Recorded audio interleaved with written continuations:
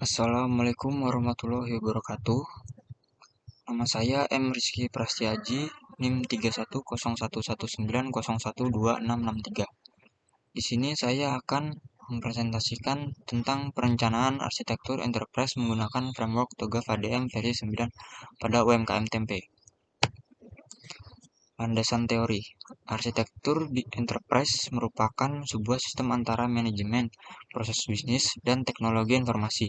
Hal ini menggambarkan bahwa sebuah fondasi manajemen sebuah bisnis harus dibentuk dan memiliki sebuah aturan, standar, dan siklus hidup sistem informasi untuk mengoptimalkan dan memelihara lingkungan organisasi yang ingin menciptakan sebuah bisnis yang solid dan mempunyai portofolio yang baik. Metode penelitian. 1. Observasi. Observasi dilakukan untuk dapat mengetahui secara langsung prosedur yang berjalan saat ini dan memahami permasalahan-permasalahan yang muncul berkaitan dengan prosedur pelayanan UMKM Tempe. Observasi dilakukan untuk mengetahui sistem kerja dari UMKM Tempe yang digunakan saat ini. Kedua, wawancara. Wawancara dilakukan untuk membantu mencari informasi yang berkaitan dengan kegiatan usaha UMKM Tempe. Wawancara dilakukan dengan pihak-pihak yang memahami dan menguasai informasi yang dibutuhkan. Yang ketiga, metode perencanaan arsitektur enterprise. Pada metode perencanaan arsitektur enterprise, penulis menggunakan TOGAF ADM yang terdiri dari preliminary phase, arsitektur vision, business arsitektur, information system arsitektur, teknologi arsitektur, opportunities and solution, dan regression planning. Tools yang digunakan adalah Principal Catalog, 5W plus 1H, Value Chain, Flowchart, McFarlane Strategy, Grid, and Archimedes. Yang keempat, kerangka berpikir. Dalam melakukan penelitian ini, penulis melakukan tahapan-tahapan kegiatan dengan mengikuti rencana kegiatan yang terulang dalam kerangka penelitian meliputi metode pengumpulan data dan metode pengembangan sistem yang dapat dilihat pada gambar berikut. Ini adalah gambar kerangka berpikir.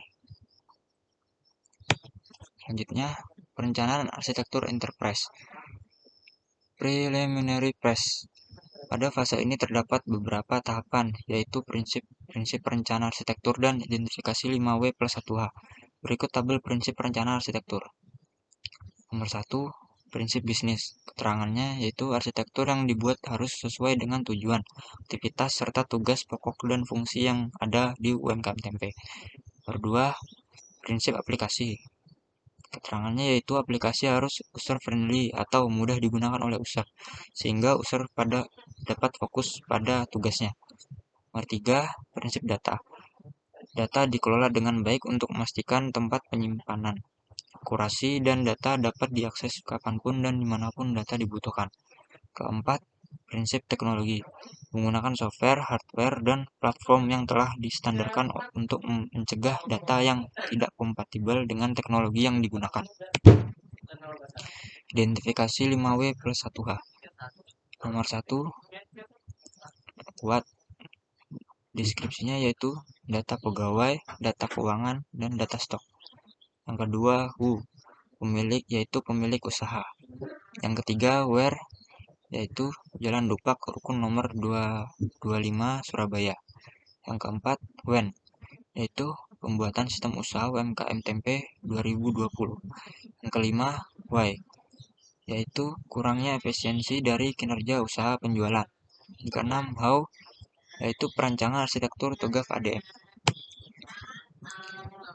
Phase E, arsitektur vision.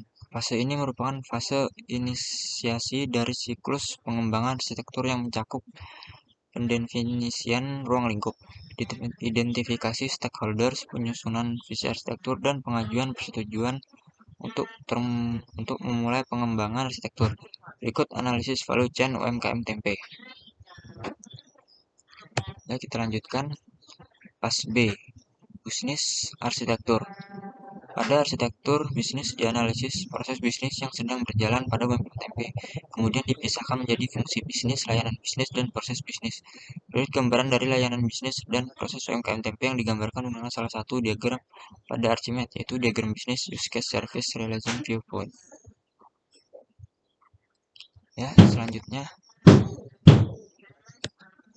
phase C, Information System Arsitektur. Pada arsitektur sistem informasi dibagi menjadi dua bagian, yaitu arsitektur aplikasi dan arsitektur data. Pada arsitektur aplikasi dilakukan pengidentifikasian jenis aplikasi yang dibutuhkan untuk mengolah data dan mendukung aktivitas pada UMKM tempe, serta membuat rancangan arsitektur aplikasi. Sedangkan pada arsitektur data diidentifikasi seluruh komponen data yang akan digunakan oleh aplikasi untuk menghasilkan informasi yang dibutuhkan oleh UMKM tempe. PSD, teknologi arsitektur. Membangun arsitektur teknologi yang diinginkan, dimulai dari penentuan jenis kandidat teknologi yang diperlukan dengan menggunakan teknologi portofolio katalog yang meliputi perangkat lunak dan perangkat keras. Dalam tahapan ini juga mempertimbangkan alternatif-alternatif yang diperlukan dalam pemilihan teknologi. Pada arsitektur teknologi, fase ini menjelaskan struktur teknologi yang dibutuhkan oleh UMKM tempe untuk menunjang operasional aplikasi yang telah dimodelkan pada arsitektur aplikasi. Berikut list teknologinya, yaitu WiFi dan laptop. Phase I, Opportunities and Solution. Opportunities and Solution yaitu melakukan perencanaan implementasi awal dan identifikasi sarana pengiriman untuk arsitektur yang diidentifikasikan pada fase sebelumnya. Pada fase-fase sebelumnya telah dilakukan analisis kondisi sistem berjalan atau baseline arsitektur dan juga telah dibuat target arsitekturnya. Selanjutnya di fase ini akan dilakukan identifikasi perbandingan atau gap antara baseline arsitektur dengan target arsitektur dari tiap fase-fase tersebut. Kemudian, 1. Gap analisis bisnis arsitektur. Pada tahap analisis gap arsitektur bisnis, gambaran analisis gap dibedakan menjadi 3 bagian, yaitu warna kuning yang menggambarkan bahwa proses berada pada kedua tahap baseline arsitektur dan target arsitektur. Warna merah muda yang menggambarkan bahwa proses hanya ada pada baseline arsitektur, dan warna abu-abu yang menggambarkan bahwa proses hanya berada pada tahap target arsitektur.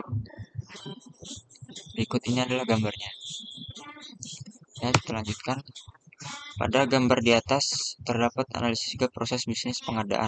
Proses bisnis mengusulkan calon vendor dan proses bisnis menetapkan calon vendor tidak terdapat pada target arsitektur karena proses bisnis mengusulkan calon vendor dan proses bisnis menetapkan calon vendor digabungkan ke dalam proses bisnis pemilihan vendor. Sedangkan proses bisnis pemilihan vendor merupakan proses bisnis yang baru ditambahkan pada target arsitektur guna melebur dua proses bisnis tadi menjadi lebih efisien. Proses bisnis melakukan pengadaan tidak terdapat pada target arsitektur karena proses bisnis melakukan pengadaan digabungkan dengan proses bisnis perjanjian kontrak. Yang kedua, gap analisis data arsitektur. Ini adalah gambarnya. Pada gambar di atas terdapat gambar analisis gap arsitektur data. Pada gambar analisis gap arsitektur data di atas, data yang berwarna kuning merupakan data yang berasal dari baseline bisnis, sedangkan data yang berwarna biru muda merupakan data yang menunjukkan bahwa data tersebut hanya ada pada target arsitektur data. Hal ini dikarenakan data yang berwarna biru muda merupakan data yang berasal dari aplikasi, karena aplikasi tersebut berada pada target arsitektur, sehingga data yang berasal dari aplikasi juga merupakan data yang ditambahkan pada target arsitektur data. 3. Gap analisis application arsitektur. Pada gambar di atas terdapat analisis gap arsitektur aplikasi. Pada analisis gap arsitektur aplikasi, aplikasi yang diberi warna merah muda menandakan aplikasi tersebut hanya ada pada baseline arsitektur. Aplikasi yang diberi warna jingga menandakan aplikasi tersebut terdapat pada baseline arsitektur juga terdapat pada target arsitektur. Sedangkan aplikasi yang diberi warna biru muda menandakan bahwa aplikasi tersebut hanya ada pada target arsitektur. Yang keempat, gap analisis teknologi arsitektur. Pada gambar di atas terdapat gambar analisis gap arsitektur teknologi. Pada analisis gap arsitektur teknologi, perangkat yang diberi warna hijau menandakan bahwa perangkat tersebut terdapat pada baseline arsitektur dan juga target arsitektur. Sedangkan perangkat yang diberi warna abu-abu menandakan bahwa perangkat tersebut hanya terdapat pada target arsitektur saja. Fase F, Migration Planning. Migration Planning membahas cara berpindah dari baseline ke target arsitektur dengan menyelesaikan rencana implementasi dan migrasi terperinci. Pada fase ini dilakukan perencanaan dan persiapan migrasi untuk mengimplementasikan arsitektur aplikasi yang baru yang dibangun pada fase sebelumnya. Pada fase ini dibuat roadmap implementasi aplikasi berdasarkan analisis McFarland Strategic Grid. Portofolio aplikasi. Berikut adalah analisis portofolio aplikasi yang menggunakan analisis McFarland Strategic Grid. strategis, yaitu ada website UMKM Tempe, sistem informasi pengadaan, sistem informasi produksi, dan sistem informasi penjualan. Selanjutnya, roadmap. Berikut merupakan roadmap implementasi aplikasi yang dibuat berdasarkan analisis portofolio aplikasi. Tahap 1 yaitu website UMKM Tempe, tahap 2 sistem informasi pengadaan, tahap 3 sistem informasi produksi, dan tahap 4 sistem informasi penjualan. Pada gambar roadmap menunjukkan bahwa website UMKM Tempe menjadi urutan pertama karena portal website tersebut menjadi media untuk mengintegrasikan semua aplikasi. Urutan kedua yaitu sistem informasi pengadaan karena pada sistem informasi pengadaan akan mengelola data bahan baku masuk dan bahan baku keluar serta pengadaan bahan baku ke supplier. Sehingga pengelolaan data persediaan bahan baku dapat berjalan secara real time dan akan terdapat untuk penjualan tempe. Urutan ketiga yaitu sistem informasi produksi, karena diperlukannya produksi tempe mulai dari bahan baku jadi hingga pelepasan produk. Dan urutan keempat yaitu sistem informasi penjualan karena perlu mengelola laporan pemesanan yang masuk dari pelanggan. Penutup kesimpulannya yaitu kesimpulan yang dapat diambil dari perancangan arsitektur enterprise UMKM Tempe menggunakan TOGAF ADM ini yaitu 1. Banyak sekali kekurangan yang dapat dikembangkan dari sebuah usaha yang kurang menggunakan teknologi sebagai alat untuk memajukan usaha tersebut. Efisiensi yang sangat pesat terdapat memajukan sebuah usaha dengan sangat baik. 2. Dari sebuah penelitian yang dimulai dari observasi sampai dengan pengaplikasiannya dapat berjalan sesuai dengan prosedur rencana TOGAF ADM. 3. Target bisnis yang dapat diprediksi dan sesuai dengan apa yang diharapkan dengan proses bisnis yang sudah diterapkan sebelumnya. Yang keempat, maksimalkan manfaat sumber daya manusia dengan strategi yang sangat efisien. Sekian presentasi dari saya. Mohon maaf bila ada kesalahan. Terima kasih. Wassalamualaikum warahmatullahi wabarakatuh.